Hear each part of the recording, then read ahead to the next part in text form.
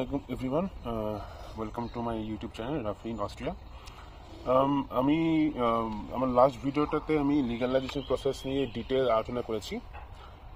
আজকে যে ভিডিওটা নিয়ে কথা বলবো, আজকে যে টপিকটা নিয়ে ভিডিও করব, সেটা একটা স্টুডেন্টের যে কোনো দেশে অ্যাপ্লিকেশন করার জন্য বা যে কোনো দেশ চুজ করার জন্য প্রথম যে ক্রাইটেরিয়াটা মানুষের যে কোনো স্টুডেন্টের মাথায় কাজ করে সেটা নিয়ে আজকে আলোচনা করবো, এবং সেটা হলো কস্ট। আমাদের একটা স্টুডেন্টের অস্ট্রিয়াতে যদি সে সেলফ প্রসেসিং করে, আমি আমার ভিডিওতে সেলফ প্রসেসিং নিয়ে কথাবার্তা বলি, যদি সে সেলফ প্রসেসিং করে তাহলে তার অস্ট্রিয়াতে একদম অ্যাপ্লিকেশন শুরু করা থেকে শুরু করে অস্ট্রিয়াতে আসা পর্যন্ত টোটাল কি পরিমাণ খরচ হবে সেটার একটা এস্টিমেটেড আইডিয়া আমি আজকে আমার ভিডিওতে দিব ইনশাল্লাহ। তো চলুন শুরু করা যাক। আমি যদি কস্টের হিসাবটা শুরু করি তাহলে প্রথমে পাসপোর্ট থেকে শুরু করতে হবে। আমাদের সবারই মোটামুটি পাসপোর্ট থাকে, কিন্তু আমি ধরে নিচ্ছি এমন কিছু অ্যাপ্লিকেন্ট থাকবে যাদের পাসপোর্ট থাকবে না। সো পাসপোর্ট যেহেতু ইনিশিয়াল স্টেজ, তো আমি পাসপোর্টের খরচ থেকে শুরু করবো। পাসপোর্টে এখন বাংলাদেশের যেটা গভর্নমেন্টের কস্ট, সেটা 5,750 থেকে 6,000 টাকার মতো একটা খরচ পাসপোর্টের মধ্যে থাকবে যদি আপনি 10 বছরের একটা পাসপোর্ট করেন। আর যেহেতু আমরা বাইরে লং টার্মের জন্য পড়তে আসবো, আমি সাজেস্ট করবো সবাই 10 বছরের জন্য একটা পাসপোর্ট বানান। তো এখানে রাফলি 5,750 থেকে 6,000 টাকার মতো একটা খরচ। দেন আমাদের অস্ট্রিয়া প্রসেসিং এর জন্য প্রথম কাজটা করতে হলো আমাদের ডকুমেন্ট লিগালাইজেশন নিয়ে অলরেডি আমি ভিডিও আপলোড করেছি, আপনারা সেটা দেখে নেবেন। লিগালাইজেশনে আমি রাফলি 70 থেকে 75,000 টাকা ধরেছি। আমি এই অ্যামাউন্টটা আসবে যদি আপনি চারটে ডকুমেন্ট, দ্যাট ইজ ব্যাচেলারের ট্রান্সক্রিপ্ট সার্টিফিকেট অ্যান্ড মাস্টার্সের ট্রান্সক্রিপ্ট সার্টিফিকেট লিগালাইজেশন করেন এবং অস্ট্রিয়াতে সেকেন্ড মাস্টার্স করতে আসেন। আমার ক্ষেত্রে সেটা এমন ছিল, সেই জন্য আমি ম্যাক্সিমাম খরচটাই ধরে রেখেছি। এবং যদি আপনি শুধু ব্যাচেলারটা করেন, এটা কিছুটা কমে আসবে, লাইক 60-65 হাজার টাকার মতো আসবে। দেন আমাদের সবারই ইউনিভার্সিটিতে অ্যাপ্লাই করতে হবে। অস্ট্রিয়াতে যদিও মোটামুটি সবগুলো ইউনিভার্সিটিতেই, সবগুলো না, বেশিরভাগ ইউনিভার্সিটিতেই অনলাইনে অ্যাপ্লিকেশন করতে হয়। খুব দু একটা ইউনিভার্সিটি ছাড়া আমাদের হার্ড কপি সেন্ড করতে হয় না। হাউএভার কিছু ইউনিভার্সিটি আছে, যেমন লিনজে, দেন বোকুতে, দেন টিউভিনে আমাদের, এবং আরো কিছু ইউনিভার্সিটি আছে যেখানে আমাদের হার্ড কপি সেন্ড করতে হয়। সো হার্ড কপি সেন্ডের জন্য আমাদের মোটামুটি এখানে আমি ধরে নিয়েছি আমাদের রাফলি 15 থেকে 20 হাজার টাকার মতো লাগবে, যেহেতু আপনি বেশ কয়েকটা ইউনিভার্সিটিতে পাঠাবেন। আর যদি একটা ইউনিভার্সিটিতে পাঠান, সেটা আপনার ডকুমেন্টের কেজি হিসাবে ডিএচএল এর যেই কস্ট আছে সেটা। তো আমি এখানে ধরে নিচ্ছি আপনি মাল্টিপল ইউনিভার্সিটিতে আপনার ডকুমেন্ট সেন্ড করবেন, সেখানে 15 থেকে 20 হাজার টাকার একটা খরচ আমি ধরে রাখছি। দেন আমাদের নেক্সট যেই সেক্টরে আমাদের এক্সপেন্সটা হবে সেটা হলো আমাদের অ্যাকোমোডেশন। ভিয়েনাতেও না, অস্ট্রিয়াতে স্টুডেন্ট ভিসার জন্য যারা অ্যাপ্লাই করবেন তাদের এমবাসিতে একটা রিকোয়ার্ড ডকুমেন্ট, একটা ম্যান্ডেটরি ডকুমেন্ট হলো আমাদের অ্যাকোমোডেশন কন্ট্রাক্ট পেপার জমা দিতে হয়। তো সেটার জন্য আমাদের এমবাসি ফেস করার আগে আমাদের অ্যাকোমোডেশন ফিক্স করতে হয়। এখন অ্যাকোমোডেশন অস্ট্রিয়াতে বিভিন্ন টাইপের আছে, বিভিন্ন প্রাইসের আছে এবং বিভিন্ন ক্যাটাগরির আছে। তো এটা আসলে এই কস্টটা একদমই ভ্যারি করবে, এই কস্টটা একদমই ফিক্স করে বলা যায় না। বাট আমি ধরে নিয়েছি আপনি যদি ডর্মে থাকেন এবং শেয়ার্ড রুমে থাকেন, মানে যেটা মিনিমাম, সেটা আমি ডর্ম ধরে নিয়েছি। কারণ আমি যদি বাসার কস্ট এস্টিমেট করতে চাই, সেটা তো অনেক বেশি ফ্ল্যাকচুয়েশন আসবে। সেজন্য আমি যেহেতু ডর্ম একটা স্ট্যান্ডার্ড খরচ ডর্মে হিসাব করে, সেজন্য আপনি ডর্মে থাকবে সেটাকে আমি ধরে নিয়ে হিসাব করছি। তো ডর্মে অস্ট্রিয়াতে যে কোনো ডর্মে আপনি যদি শেয়ার্ড রুম নেন, 310 থেকে 320 বা 350 ইউরোর মতো একটা মান্থলি খরচ হয়। দেন তার সাথে আপনার ডিপোজিট করতে হয়। তো অন অ্যাভারেজ আমি এখানে 80 থেকে 1 লাখ টাকা ধরে রেখেছি আপনার অ্যাকোমোডেশন বাবদ খরচ হবে। বাট এটাকে আপনি আরো কমাতে পারবেন যদি আপনি শেয়ার্ড বাসা বা ফ্ল্যাটে একটা সিট নেন বা এরকম হন। বাই দ্য ওয়ে, এই ক্ষেত্রে বলে রাখি, আমি পুরো এস্টিমেটটাই করেছি সিঙ্গেল অ্যাপ্লিকেন্টের জন্য। আপনি যদি স্পাউস নিয়ে অ্যাপ্লাই করেন তাহলে সেক্ষেত্রে আপনার এখানের সাথে আরো কিছু অ্যাডিশনাল কস্ট হবে, সেটা আমি এখানে ইনক্লুড করছি না, কারণ আমি স্পাউস সহ অ্যাপ্লিকেশন করার যে প্রসেস সেটা নিয়ে আমি একটা এন্টায়ার ভিডিও করব। সো ইনফরমেশন যাতে ডাবল না হয়ে যায়, সেই জন্য আমি এই ভিডিওতে শুধুমাত্র সিঙ্গেল অ্যাপ্লিকেন্টের কস্টগুলোকেই এখানে আমার বিষয়বস্তু হিসাবে ঠিক করছি। তো এই হলো আপনি অ্যাকোমোডেশনের জন্য কস্ট দিলেন। মোটামুটি অ্যাকোমোডেশনের কস্টে আপনার এন্টায়ার প্রসেসে সবচেয়ে হাইয়েস্ট কস্টিং সেক্টর আসলে। দেন আপনার ভিসা এমবাসির জন্য আরেকটা রিকোয়ারমেন্ট হলো আপনার হেলথ ইন্স্যুরেন্স করতে হয়, ট্রাভেল হেলথ ইন্স্যুরেন্স বলে, 6 মান্থ বা 1 ইয়ার ভ্যালিডিটি। তো সেই হেলথ ইন্স্যুরেন্সের জন্য বিভিন্ন কোম্পানি আছে। আমি কোনো স্পেসিফিক কোম্পানিকে সাজেস্ট করব না, কারণ মোরালে সবগুলো ইন্স্যুরেন্স কোম্পানি সেম, আপনি যে কোনো একটা থেকে করলেই আপনার হয়ে যাবে। তো ইন্স্যুরেন্স বাবদ আপনার 12 থেকে 15,000 টাকা খরচ হবে। এ পর্যন্ত আমার যেসব ফ্রেন্ডরা করছে তার কারোরই আমি 15,000 টাকা এক্সিড করতে দেখিনি। সো রাফলি 12 থেকে 15,000 টাকা আপনি এই সেক্টরে ধরে রাখতে পারেন। সরি, আমি যেহেতু অনেকগুলো সেক্টর, আমি একটু আমার নোট দেখে বলছি যাতে এই ইনফরমেশনটা অ্যাকুরেট হয়। দেন আপনাদের যারা সিঙ্গেল অ্যাপ্লিকেন্ট আমরা, বা যদি স্পাউস নিয়ে অ্যাপ্লিকেন্ট, আমাদের প্রত্যেকেরই ব্যাংক স্টেটমেন্ট শো করতে হয়। ব্যাংক স্টেটমেন্ট বলতে আপনি অস্ট্রিয়াতে গিয়ে আপনি আপনার লিভিং কস্ট বিয়ার করার মতো আপনার ফিনান্সিয়াল ক্যাপাসিটি আছে, এটা এমবাসিকে শো করতে হয় যে আমার ব্যাংকে প্রপার ফান্ড আছে। তো এটা যদি আপনার মানে আপনার ফ্যামিলি সেভিংসে বা আপনার নিজের কাছে 20 থেকে 25 লাখ টাকা থাকে, তাহলে আপনার এই বাবদ কোনো খরচ হবে না। বাট অনেকেরই ব্যাংক থেকে লোন নিতে হয়, ব্যাংকের স্টুডেন্ট অ্যাকাউন্ট বা স্টুডেন্ট লোন করতে হয়। তো সেই ক্ষেত্রে আপনার ব্যাংকে কিছু এক্সট্রা চার্জ পে করতে হয়। তো সেখানে আমি ধরে নিলাম আপনার 50 থেকে 60,000 টাকা এক্সট্রা সেখানে একটা খরচ হবে। এটা বিভিন্ন ব্যাংক ওয়াইজ ভ্যারি করে, ব্যাংক ওয়াইজ, তারপরে আপনি কত মাস রাখছেন টাকাটা সেই অনুযায়ী ভ্যারি করে। তো রাফলি আমি এখানে 50 থেকে 60,000 টাকার একটা ক্যালকুলেশন করেছি। দেন আপনার আসে, যেহেতু আমরা সবাই জানি যে আমাদের অস্ট্রিয়ান এমবাসি বাংলাদেশে না, অস্ট্রিয়ান এমবাসি ফেস করতে আমাদের ইন্ডিয়া যেতে হয়, নিউ দিল্লি। তো সেখানে ইন্ডিয়ান ভিসার একটা খরচ আছে। তো ইন্ডিয়ান ভিসার খরচটা দুই টাইপের, একটা মানে ইন্ডিয়াতে থাকার খরচটা দুই টাইপের। প্রথমে ইন্ডিয়ান ভিসার জন্য অ্যাপ্লিকেশন করতে হয়। তো অ্যাপ্লিকেশনের গভর্নমেন্ট ফি হলো এখন 800 থেকে 1,000 টাকা। দেন আপনি যদি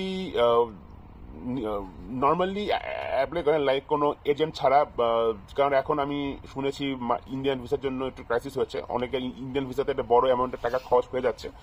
বাট সেটা আমি এখানে ধরি নাই, যেহেতু এজেন্টের খরচ এখানে মানে বা ইন্টারমিডিয়েট খরচটা এখানে ইনক্লুড করাটা একটু টাফ। সেজন্য আমি এখানে জাস্ট বেসিক যে নর্মাল যে রেগুলার যে কস্ট সেটা আমি এখানে ইনক্লুড করেছি। 1,000 টাকার মতো ইন্ডিয়ান ভিসা অ্যাপ্লিকেশন করতে হয়। দেন ইন্ডিয়ান ভিসা পেগান এরপরে আপনার ইন্ডিয়াতে যেতে হবে। দিল্লিতে আপনার রাফলি 2 থেকে 3 দিন স্টে করতেই হয়। এখন দিল্লিতে আপনি কিভাবে যাবেন সেটার উপরে আপনার দিল্লি কস্ট ডিপেন্ড করে। আপনি যদি প্লেনে যান তাহলে আপনার খরচ পড়বে রাফলি, আমি এখানে হিসাব করেছি 50 থেকে 60,000 টাকা। বাট এটা ভ্যারি করে, কারণ আপনি কোন টাইপের হোটেলে থাকছেন, আপনি এয়ার টিকিট কখন কাটছেন, কোন এয়ারলাইন্সে কাটবেন, বিজনেস ক্লাসে কাটবেন না ইকোনমি ক্লাসে কাটবেন, সেই অনুযায়ী আপনার এখানে প্রাইসটা অনেক বেশি ভ্যারি করবে। তবে আমি ইন জেনারেল, যেটা সবার ক্ষেত্রে হয়, যারা এই পর্যন্ত গেছে সবার ক্ষেত্রে অ্যাভারেজ যে খরচটা হয়, আমি সেই খরচটা এখানে হিসাব করছি রাফলি 50 থেকে 60,000 টাকার মতো। দিল্লিতে আপনি 1 থেকে 2 রাত থেকে আপনি ব্যাক করতে পারবেন যদি এয়ারে যান। যদি আপনি ট্রেনে যান তাহলে আপনার খরচটা রাফলি 30 থেকে 35,000 বা ইভেন 40,000-এর মধ্যে আপনি ট্রেনের জার্নিটাকে কাভার করতে পারবেন। সেক্ষেত্রে আপনার ঢাকা থেকে কলকাতা, দেন কলকাতা থেকে দিল্লি, এইভাবে আপনার ট্রেনের টিকিটটা বুক করতে হবে। বাট সেটা অনেক টায়ারসাম একটা প্রসেস। সো আমি কাউকে সাজেস্ট করবো না আপনারা ট্রেনে যান, but at the end of the day এটা আপনাদের ডিসিশন। দেন আপনি দিল্লি চলে গেলেন, দেন আপনার এমবাসি ফেস করতে হবে। এমবাসি ফেস করার আগে আমি এখানে একটা কস্ট হিসাব করতে বলতে ভুলে গেছি, সেটা হলো পুলিশ ক্লিয়ারেন্স। এমবাসি ফেস করার জন্য যেমন আপনাদের accommodation, health insurance mandatory document, সেরকমই আরেকটি ম্যান্ডেটরি ডকুমেন্ট হচ্ছে আপনার পুলিশ ক্লিয়ারেন্স। পুলিশ ক্লিয়ারেন্সের জন্য গভর্নমেন্ট ফি 500 থেকে 550 টাকার মতো। এটা আপনাকে অ্যাপ্লিকেশন করার সময় পে করতে হবে। এখানে আপনার মোটামুটি এই অ্যামাউন্টের একটা টাকা খরচ আছে। দেন আপনি ডিল দিতে গেলেন, আপনার এমবেসি ফেস করতে হবে। এমবেসি ফেস করার জন্য আপনার এমবেসি ফি দিতে হবে। এমবেসি ফি এখন পর্যন্ত শুধু ভিসা ফি যেটা সেটা 140 ইউরো। আমি ইউরোতে বললাম কারণ এটা টাকার ভ্যালুটা এখানে ভ্যারি করে, এখানে ইউরোর ভ্যালুটা ফিক্স থাকবে, টাকার ভ্যালুটা ওই দিনের কারেন্সির সাথে মূলত টাকা না, রুপির ভ্যালুটা ওইখানে ওই দিনের যে ট্রানজাকশন ভ্যালু সেই ভ্যালু অনুযায়ী আপনার টাকাটা দিতে হবে। এই 140 ইউরো যেই অ্যামাউন্টটা হয় সেই অ্যামাউন্টটা হলো আমার ভিসা ফি। কিন্তু এখানে আপনার কিছু অ্যাডিশনাল কস্ট হবে, সেটা হলো আপনার কিছু ডকুমেন্ট এমবাসিতে জমা দিয়ে আসতে হবে লিগালাইজেশনের জন্য, ওরাই রেখে দিবে। তার মধ্যে একটি হলো পুলিশ ক্লিয়ারেন্স, যেটা ম্যান্ডেটরি, সেটা ওরা লিগালাইজেশনের জন্য রাখবেই। তো সেখানে আপনার পার ডকুমেন্ট 80 ইউরো করে কস্ট আছে। আপনি যদি ম্যারিড হন তাহলে আপনার ম্যারেজ সার্টিফিকেটটাও লিগালাইজ করে রাখতে পারেন। এটা যদি আপনি এমবিসিতে বলেন ওরা লিগালাইজ করে দিবে। বার্থ সার্টিফিকেট এটা ভ্যারি করে, এটা কারো ক্ষেত্রে করে কারো ক্ষেত্রে করে না। যেমন আমারই কিছু ফ্রেন্ড ছিল, আমার ক্ষেত্রে আমার বার্থ সার্টিফিকেট লিগালাইজেশন করে নেই, ওরা জমা দিয়ে দিয়েছে। কিন্তু আমার পরেই আমার কিছু ফ্রেন্ড আসছে যাদের থেকে ওরা বার্থ সার্টিফিকেটটা রেখে দিয়েছিল। সো ওরা যে কটা ডকুমেন্ট লিগালাইজেশনের জন্য রেখে দিবে সেই কটা ডকুমেন্ট পার ডকুমেন্ট 80 ইউরো করে আপনার লিগালাইজেশন ফি আসবে।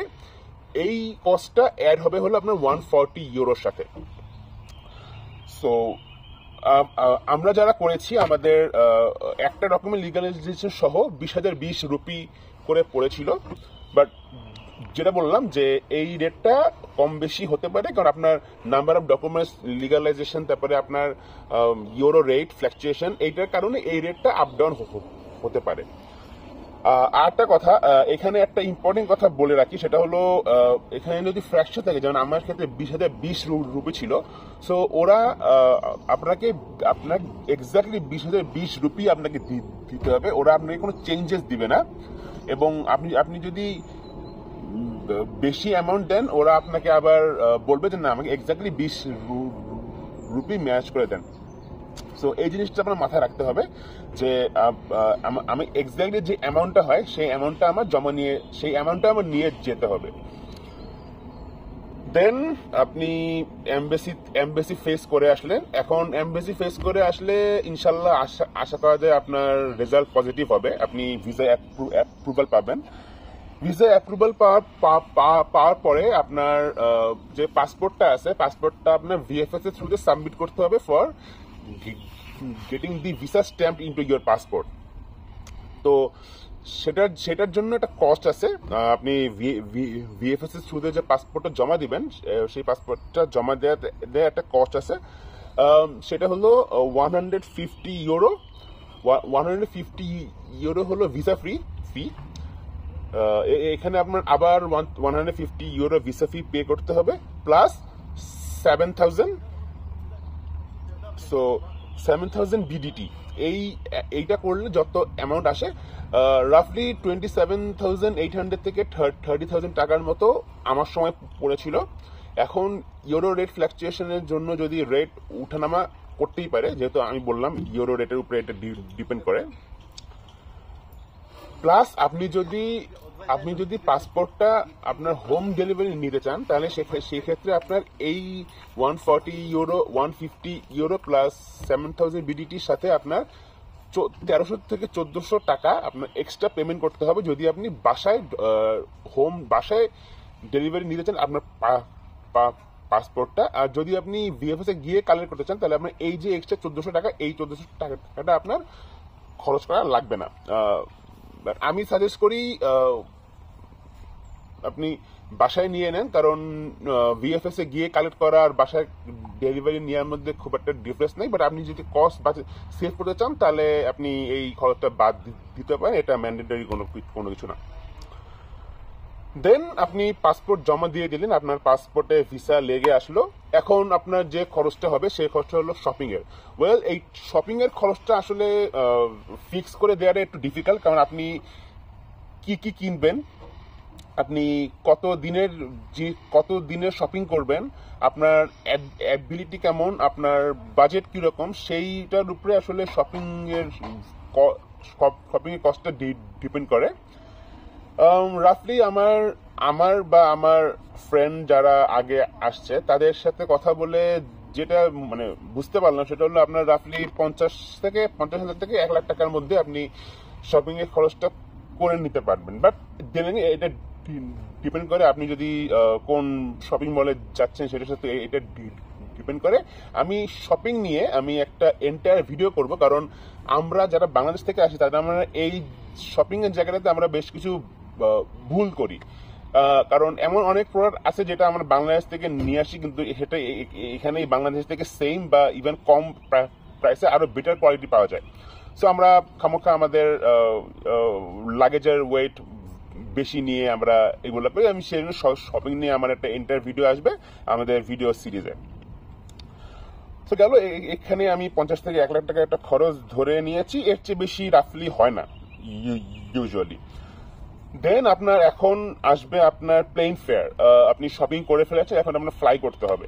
প্লেন ফেয়ারটা অনেক কিছুর উপরে ডিপেন্ড করে, আপনি কোন এয়ারলাইন্সে যাচ্ছেন, আপনি কতদিন আগে টিকিট কাটছেন, কোন ক্লাসে আপনি জার্নি করছেন।